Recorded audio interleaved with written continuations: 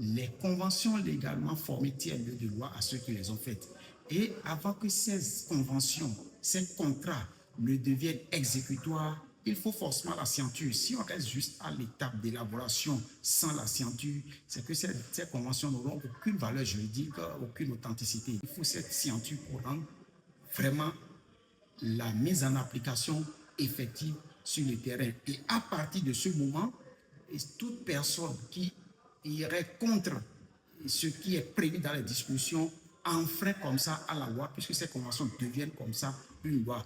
Et ça permet de prévenir au conflit parce que à travers le processus qui a amené à la signature, ça a été une occasion pour les uns et les autres d'être mieux outillés, d'être plus informés de ce que les dispositions ont prévu, de ce que les codes et les textes ont prévu dans la gestion des ressources naturelles ou également dans l'accès à la domanialité. Ça permet non seulement de sensibiliser, mais également de vulgariser les textes de loi.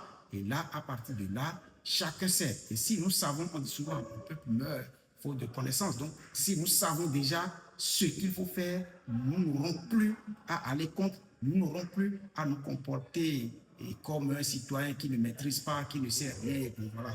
Et donc, là, la cohésion sociale, la paix dont nous avons besoin, forcément, aura droit de citer à travers la mise en exécution, la mise en œuvre des dispositions, des clauses que nous nous sommes données dans ces contrats, conventions locales.